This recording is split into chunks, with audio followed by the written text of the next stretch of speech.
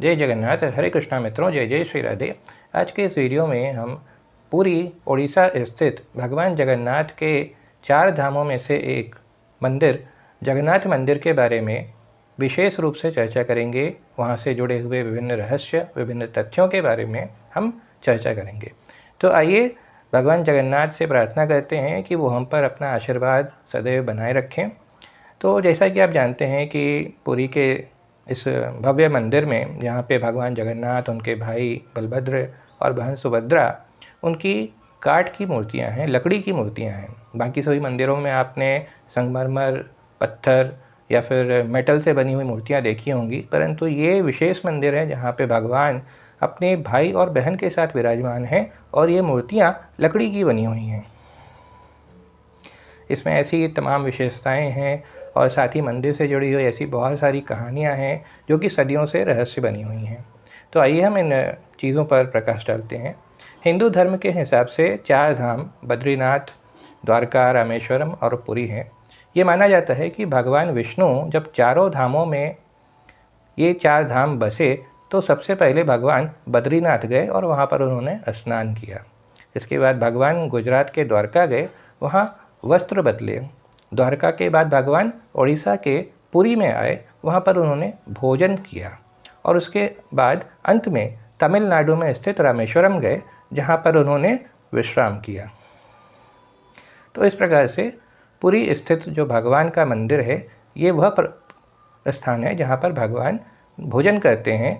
अतः हमें विश्व का सबसे सुंदर प्रसाद भगवान जगन्नाथ की कृपा से इसी मंदिर में मिल सकता है। तो आइए इस बारे में हम और चर्चा करते हैं। मंदिर से जुड़ी हुई एक ये भी कथा है कि जब भगवान ने अपने शरीर का त्याग किया था, तो जब उनका अंतिम संस्कार किया गया तो शरीर का एक हिस्सा उसको छोड़ करके पूरा शरीर पंचतत्व में विलीन हो गया। मान्यता है कि भगवान कृष्ण का हृदय एक जिंदा इंसान की तरह धड़कता रहा और कहते हैं कि वो हृदय आज भी सुरक्षित है और भगवान जगन्नाथ की ये जो लकड़ी की बनी हुई मूर्ति है, जो कि जगन्नाथ मंदिर पूरी उड़ीसा में स्थित है, उस मूर्ति के अंदर भगवान श्री कृष्ण का हृदय आज भी विराजमान है। इससे रिलेटेड ये भी कहा जाता है कि हर 12 वर्षों के बाद ये मूर्तियाँ, लकड़ी की जो मूर्तियाँ हैं, इन्हें बदला जाता है। और इससे रिलेटेड बहुत ही डिटेल में ये भी बताया जाता है कि एक बड़ा ही रोचक किस्सा है कि जिस वक्त ये मूर्तियाँ बदली जाती हैं, पूरे शहर में बिजली काट दी जाती है, मंदिर के आसपास अंधेरा कर दिया जाता है, मंदिर के बाहर सीआरपीएफ की सुरक्षा तैनात कर दी जाती है, मंदिर में किसी को भी एंट्री नहीं दी जाती है। केवल जो पुजारी मंदिर में मूर्तियों को बदलने वाला है, सिर्फ उसे ही अंदर प्रवेश करने की इजाज़त होती है। और पुजारी के आंखों पे भी पट्टी बांध दी जाती है, हाथों में ग्लव्स पहना दिए जाते हैं। उसके बाद इन मूर्तियों के स्थान पे नई लकड़ी की मूर्तियाँ लगा दी जाती हैं, परंतु एक ब्रह्म पदार्थ है। ये माना जाता है कि जो ब्रह्म पदार्थ है, ये वही भगवान श्री कृष्ण का हृदय है, जिसे कि एक मूर्ति से निकाल करके दूसरी मूर्ति में लगा दिया जाता है। हालांकि फैक्चुअली ये एग्जैक्टली क्या चीज़ है वो आज तक किसी को नहीं पता, परंतु जिन पुजारियों ने इस ब्रह्म पदार्थ को एक मूर्ति से दूसरे मूर्ति में स्थानांतरित किया है, हालांकि उनके हाथ में भी ग्लव्स लगे होते हैं, फिर भी उन्हें ऐसा आभास होता है जैसे खरगोश जैसी कोई जीवित वस्तु है, जिसे कि वो एक मूर्ति से निकाल करके दूसरी मूर्ति में स्थापित कर रहे हैं। आज तक किसी ने इस ब्रह्म पदार्थ को देखा नहीं, क्योंकि इस ब्रह्म पदार्थ को अगर किसी ने देख लिया तो मान्यता है कि वो उसकी तुरंत मृत्यु हो जाएगी। तो इस प्रकार से एग्जैक्टली किसी को नहीं पता कि ये ब्रह्म पदार्थ क्या है, परंतु ये मान्यता है कि भगवान श्री कृष्ण का हृदय है, जिसे कि हर 12 वर्षों के बाद जब मूर्ति बदली जाती है तो उसे एक मूर्ति से निकाल करके दूसरे विग्रह में स्थापित कर दिया जाता है। आप पुरी में गए होंगे, वहाँ पर जो सिंह द्वार है जिससे हम मंदिर में प्रवेश करते हैं, उससे रिलेटेड भी बहुत ही प्रसिद्ध रहस्य है कि जब तक आप सिंह द्वार के बाहर हैं तब तक समुद्र की ध्वनि आपको सुनाई पड़ती है। आसपास जो शव जलाए जाते हैं उनका दुर्गंध भी आपको आता होगा, परंतु जैसे ही आप सिंह द्वार के अंदर जाते हैं, एक कदम अंदर रखते हैं, आसपास के जो समुद्र की लहरों का स्वर है वो आना बंद हो जाता है, किसी तरह का कोई भी दुर्गंध आना बंद हो जाता है।